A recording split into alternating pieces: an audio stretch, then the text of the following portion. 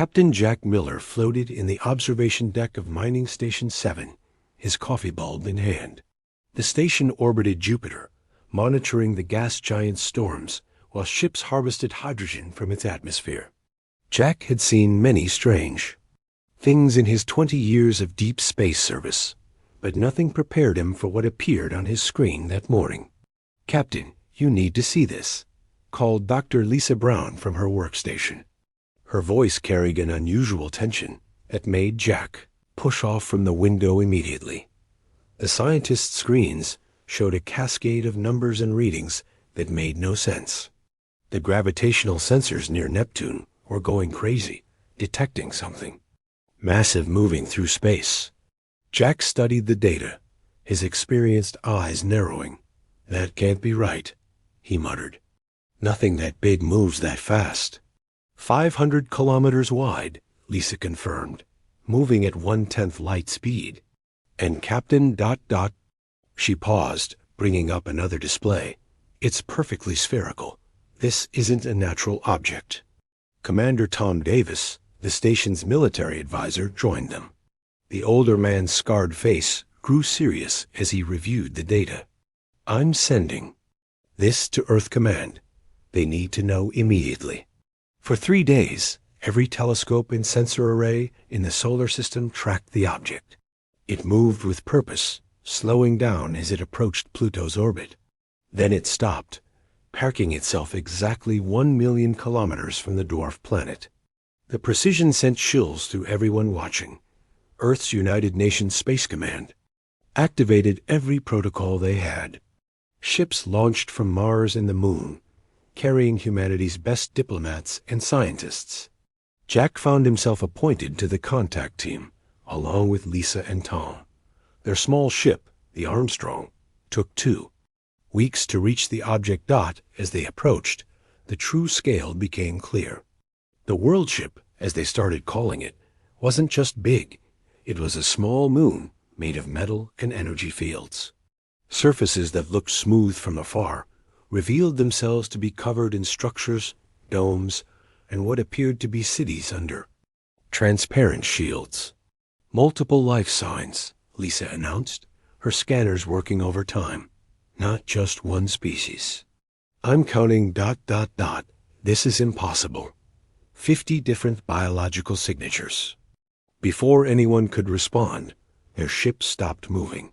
An invisible force held them in place. The main screen flickered to life, showing a being unlike anything from Earth. It had crystalline skin that shifted colors, 4 arms, and eyes that seemed to see everything at once. "Humans of Earth." It spoke in perfect English, though its mouth didn't move. The voice came directly through their communication system. "We are the collective. 50 civilizations united in one worldship. We fled our dying worlds 10,000 years ago. We have watched your species for 100 of your years." Jack stepped forward, representing humanity. "Why reveal yourselves now?"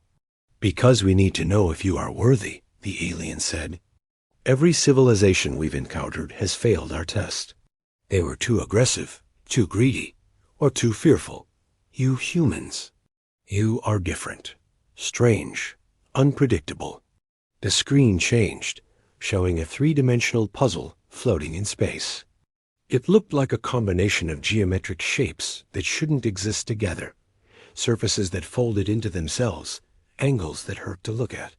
This puzzle was created by the first ones, the oldest civilization in the galaxy, the alien explained. "No species has solved it in 5,000 years. You have 1 hour." Tom started to protest, but Jack raised his hand. He studied the puzzle, then looked at Lisa. "What do you see?" "Mathematical impossibility," she said. "The angles don't add up. The geometry breaks every rule. They tried everything. Computer modeling failed. Mathematical formulas produced errors. Advanced algorithms crashed." 40 minutes passed with no progress. Then Jack noticed something. "Lisa, play some music." "What?" she asked, confused. "Trust me. Play Beethoven's Fifth Symphony." As the music filled the cabin, Jack watched the puzzle. There a slight vibration in one corner. He had Lisa adjust the frequency, add harmonics. The puzzle began to resonate, its impossible angles suddenly making sense not as geometry, but as frozen sound waves. "It's not a visual puzzle," Jack said, excitedly. "It's music transformed into shape. The solution isn't logical, it's creative." Working together, they composed a countermelody that made the puzzle sing.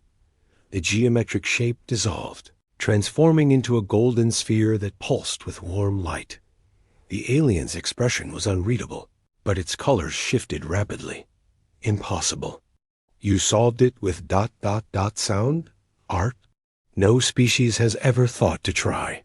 "That's because," Jack smiled, "humans don't just think. We feel. We create.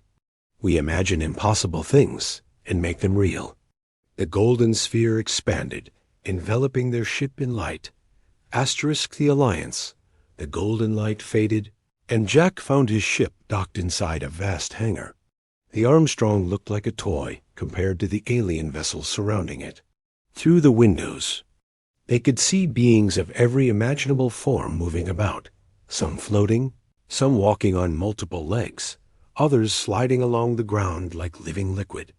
"Welcome to the Worldship," the crystalline alien said, now standing before them in person.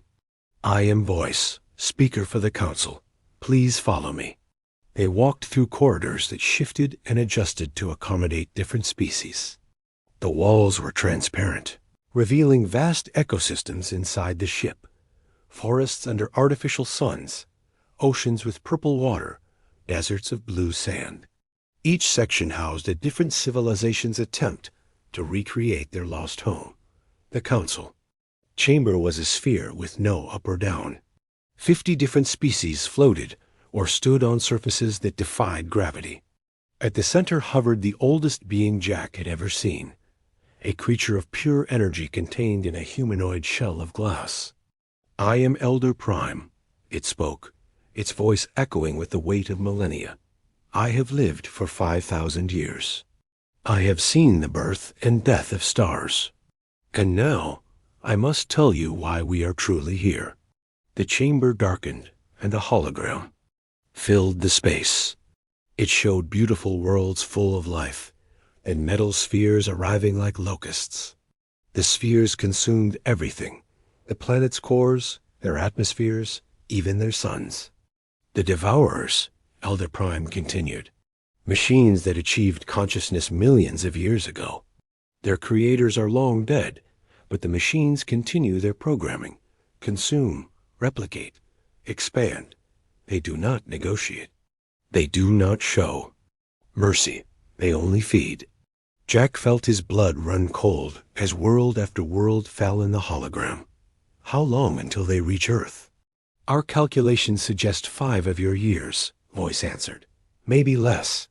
"They follow the trail of civilizations, drawn by technology and life signs." Tom stepped forward, his military mind already working.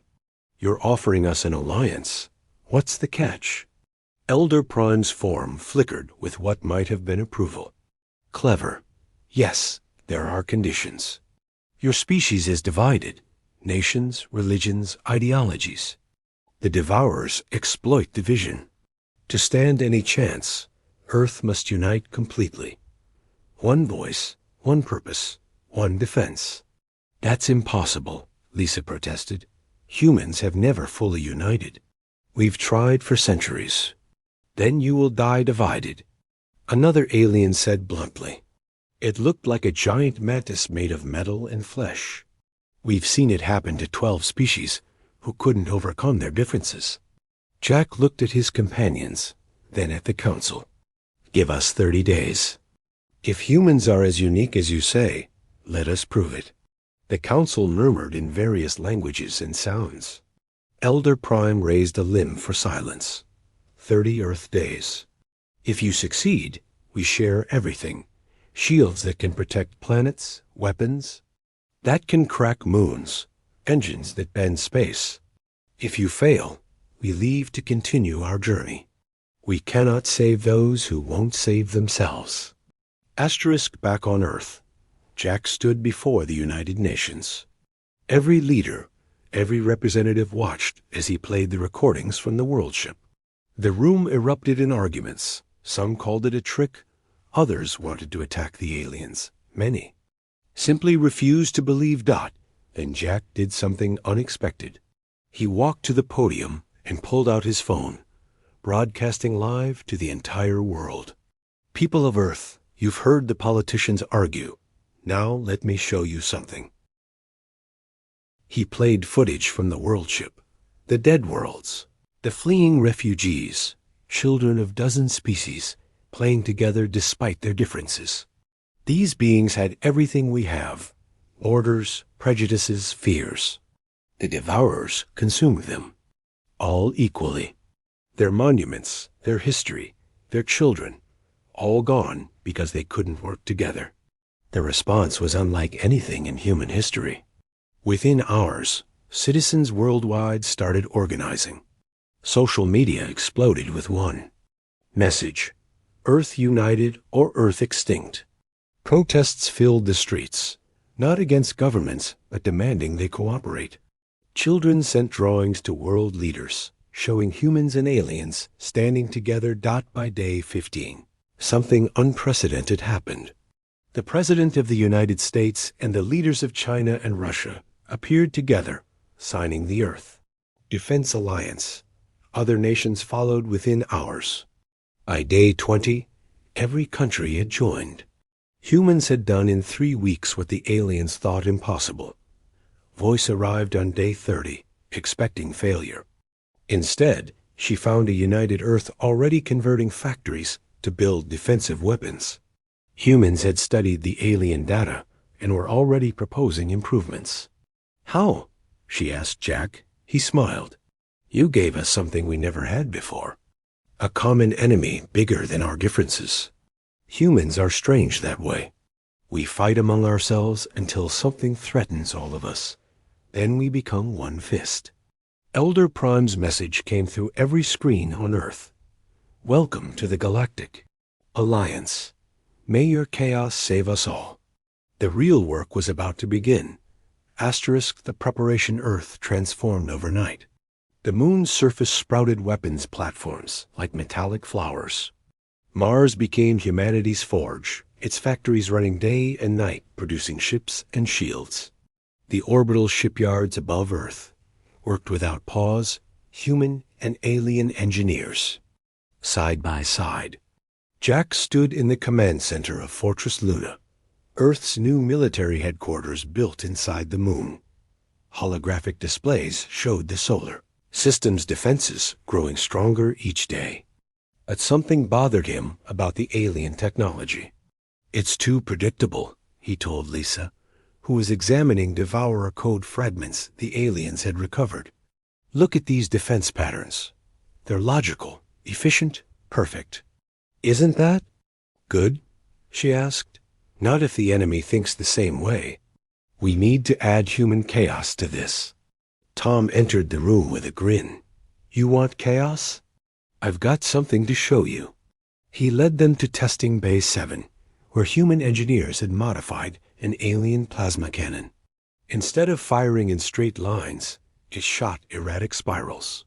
Instead of one steady beam, it pulsed randomly. The aliens think we're insane, Tom laughed. But watch this.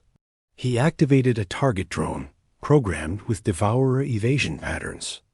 The normal alien weapons missed as the drone calculated their trajectories. But the modified human weapon hit it instantly. The drone couldn't predict random patterns. We're calling it the Drunken Master Protocol, Tom explained. Make our weapons so unpredictable that even we don't know exactly what they'll do. Within weeks, every Earth weapon received the Chaos upgrade. Ships flew in formations that made no sense. Defense satellites orbited in patterns that hurt to calculate. The aliens were horrified and fascinated. Voice watched humans train and shook her crystalline head. Your tactics are madness. Ships hiding behind asteroids? Then ramming enemies? Pretending to surrender to get close? Broadcasting music during battle? That's the point, Jack explained. The Devourers are machines. They think in straight lines, pure logic. We think in curves, lies, and jazz music. Lisa made the biggest breakthrough 3 months into preparation. She'd been studying Devourer code when she started laughing. What's funny about extinction? Tom asked. Look at this. She pointed to her screen. Their code is perfect. Too perfect. They can't process paradoxes or illogical statements. Watch. She created a simple program. This statement is false. The Devourer code simulator crashed instantly. Their minds are quantum computers, Lisa explained excitedly. They need logical consistency. Human humor, paradoxes, even our art. It's poison to them. Elder Prime didn't believe it until Lisa demonstrated. She played human comedy videos at a captured Devourer probe. The probe system stuttered, sparked, then shut down completely. In 10,000 years of fighting, Elder Prime said slowly, we never thought to try making them laugh to death. Earth's defenders trained differently than any force in galactic history. Aliens learned human card tricks to confuse enemy sensors. Humans learned alien meditation to stay calm while performing. Insane maneuvers. Everyone practiced the most powerful weapon, controlled chaos. 1 year into preparation, deep space sensors detected something wrong. The Devourers were ahead of schedule. Scout fleet incoming, voice announced. 20 ships. They'll reach Saturn in 6 hours. The Council wanted to retreat, gather more forces. Jack disagreed. No, we hit them now while they don't expect resistance this far out. That's suicide, argued the Mantis alien. 20 Devourer scouts destroyed our entire fleet. Your fleet fought logically, Khan said, already heading to his ship. Watch. How humans fight. The Battle of Saturn's Rings began with humanity's craziest strategy. Instead of meeting the Devourers in open space, Earth's forces hid inside Saturn's rings, powered down, playing dead.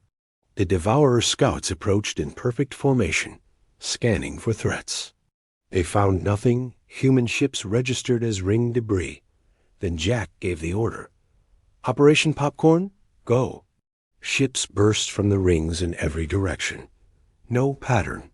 No formation. Some flew backwards while shooting. Others spun like dancers. One broadcast heavy metal music on all frequencies while launching fireworks. The Devourers' tactical computers crashed trying to process the chaos. Their perfect formation fell apart. In the confusion, human pilots did the impossible, ramming smaller ships into larger ones, detonating ice chunks as weapons, using Saturn's gravity to slingshot explosives. In 20 minutes, humanity destroyed its first Devourer fleet. Not through superior technology, but through pure, beautiful chaos. Voice stared at the debris field. 20 ships. You destroyed 20 ships with insanity. No, Jack corrected. We destroyed them with humanity. An alarm sounded. Long-range sensors showed the truth. The scouts were just the beginning. A massive Devourer fleet, hundreds of ships strong, had changed course toward Earth. The real war was about to begin. Asterisk. The battle of the Devourer fleet arrived like a storm of metal death. 300 ships, each one a perfect sphere of destruction, emerged from hyperspace beyond Jupiter. Their formation was flawless, a geometric pattern that maximized firepower, while minimizing vulnerabilities. Jack watched from Fortress Luna's command center as humanity's combined fleet moved to intercept. 200 ships, half human, half alien, against a force that had never lost a major battle. Remember, Jack broadcast to all ships, we don't fight their way. We fight like humans, make them question reality itself. The first engagement happened near Mars. The Devourers expected organized resistance. Instead, they got Captain Maria's circus squad, 12 ships painted in bright colors, broadcasting children's songs while firing weapons that shot confetti. Along with Plasma Dot, the confetti was Tom's idea.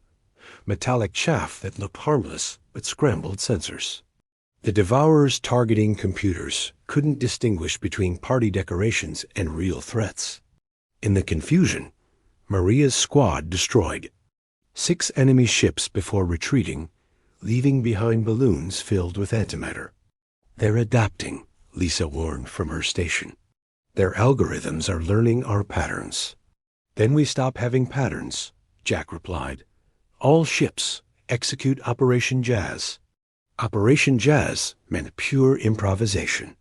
Every pilot flew based on feeling, not planning. Ships danced through space like drunken butterflies. Some played dead, then came alive at random. Others flew straight at the enemy, then teleported away at the last second using alien jump drives in ways the manufacturers never intended. The Devourers' response was swift and brutal. They stopped trying to predict and started shooting everything. Mars's orbital defenses crumbled. The Worldship took heavy damage protecting civilian transports. Tom's voice cracked over the communications. "Jack, I've got an idea.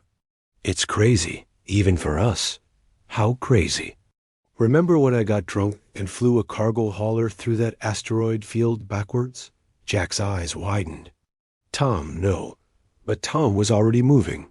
His cargo ship, the Big Betty, was loaded with humanity's last nuclear arsenal, 10,000. Warheads considered too primitive for space combat.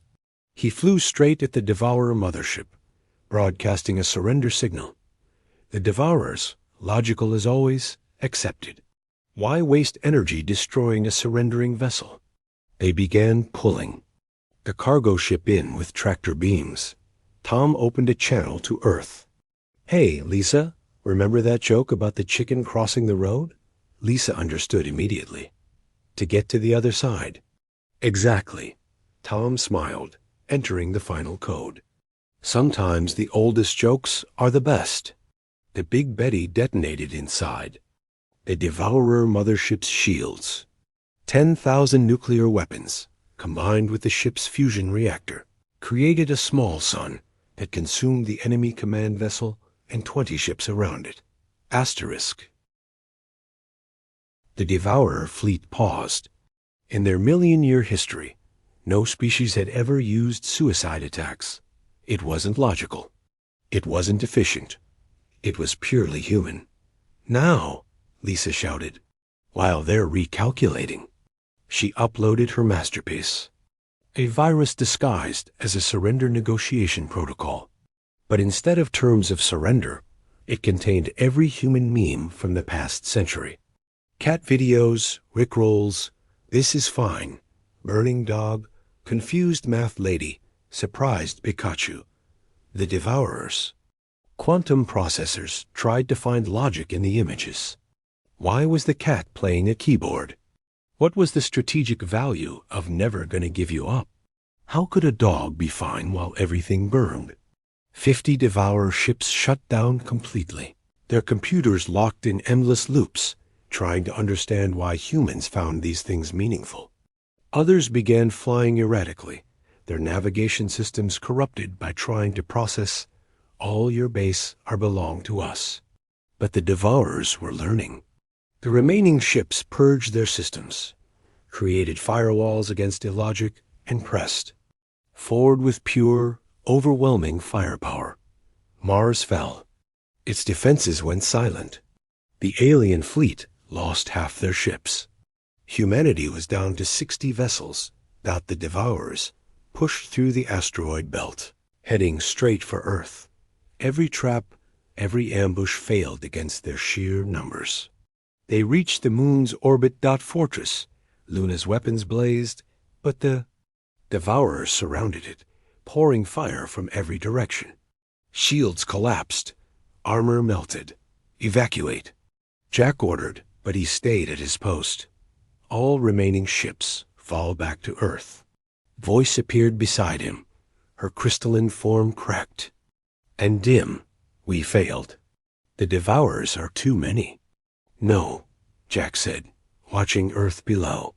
We haven't played our last card. On Earth, something unprecedented was happening.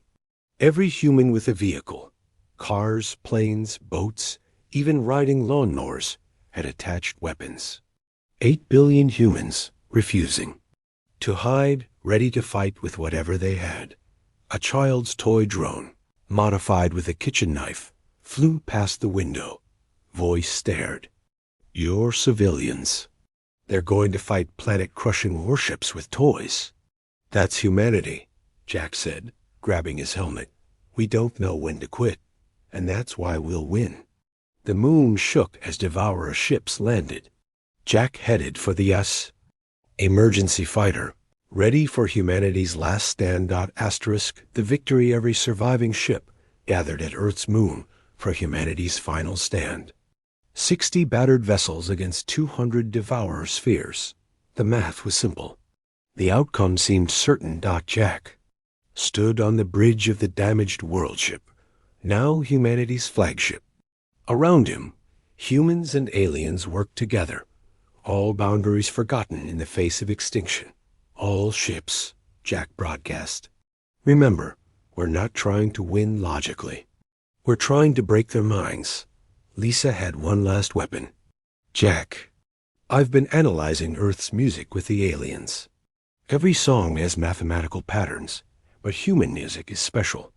It mixes math with emotion, logic with chaos. You want to blast music at them? Not just music, all of Earth's music. At once. Every song ever recorded, playing simultaneously on every frequency. Voices' colors flickered rapidly. That would create a sonic chaos storm. It could disrupt their navigation, their communications, their sanity, Lisa finished, if they have any. The devourers attacked in perfect synchronization. Beams of destruction lanced toward Earth's defenders. Ships exploded. The defensive line buckled. Now, Jack commanded. Earth itself became a speaker. Every radio tower, every satellite, every ship's communication array broadcast the entirety of human musical history. Beethoven mixed with death metal. Jazz fought with techno. Children's songs overlapped with opera. 8 billion people's worth of music turned into a wall of sound that made space itself seem to vibrate. The effect was immediate. Devourer ships jerked like confused insects. Their perfect formation dissolved. Some ships fired at empty space. Others spun in circles. Their logical minds couldn't process the mathematical patterns of music mixed with human emotional chaos. In the confusion, Earth's mad fleet attacked. Ships rammed enemies while their crews sang battle songs. Fighter pilots played chicken with vessels 1,000 times their size. One crazy farmer had somehow strapped engines to a barn and flew it into a devourer sphere while broadcasting banjo music. But the devourer command ship adapted. It created a null field, blocking the music. Other ships followed, restoring order to their fleet.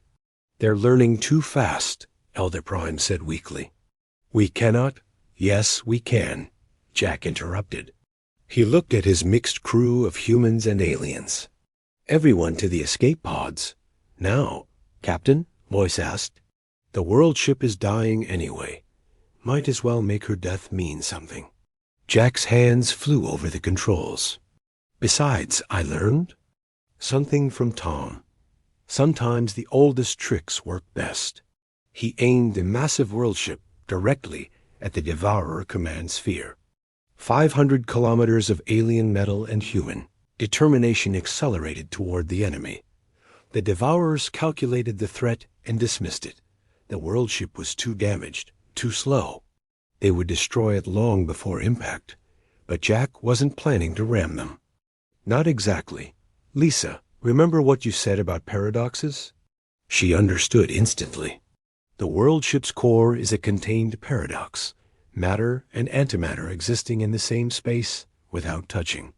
What happens if I remove the containment and broadcast the equation for that paradox directly into their systems? Lisa's eyes widened. It would be like dividing by zero in reality itself. As escape pods launched, Jack broadcast one final message to the Devourers. Not a threat or surrender, but a question. This statement is false. If you understand this, you don't. If you don't understand this, you do. What am I? He transmitted. The Worldship's paradox core equations directly into the Devourer network, then removed all safety controls. The Devourer command ship's computers tried to process the paradox. A physical impossibility existing in real space, described by equations that contradicted themselves, sent by a species that fought without logic. The command sphere froze, then shuddered, then began to glow. ERROR. Error. Error. The message repeated across all frequencies. The paradox cascade spread through their network. Every connected Devourer ship received the impossible equation. They tried to solve it, to understand it, to categorize it. Asterisk, they couldn't. One by one, Devourer ships shut down, their perfect logical minds broken by a paradox made real. Some exploded. Others simply stopped, hanging dead in space. Jack ejected at the last second, watching as the Worldship's core detonated. The explosion wasn't just physical. It was conceptual, a paradox given form, spreading impossible mathematics through space. When the light faded, only 12 Devourer ships remained functional. They retreated immediately, broadcasting a single message to the galaxy. Humans are incomprehensible. Sector quarantined forever. Do not approach. They make reality illogical. Earth had won, not through superior technology or tactics, but by being so fundamentally chaotic that logical minds couldn't understand them. Epilogue 10 years later, Jack stood in New Geneva, capital of the Galactic Alliance. The solar system thrived with mixed colonies. Humans taught aliens to laugh, to create, to think outside logic. Aliens taught humans advanced science and philosophy. Other threatened civilizations came seeking protection, having heard how humans defeated the undefeatable. Earth became known as the galaxy's guardian of chaos. Voice approached Jack, her form shimmering with what aliens learned was laughter. The Devourers sent another message today. They're warning other machine civilizations about humans. They call you the logic breakers. Jack smiled, watching human and alien children playing together, creating impossible games with no rules. Good. Let them spread the word, mess with Earth, and we'll confuse you to death. In the end, humanity's greatest weapon wasn't ships or bombs or technology. It was being human, chaotic, creative, stubborn, and absolutely refusing to make sense. The galaxy was safer for it. Asterisk.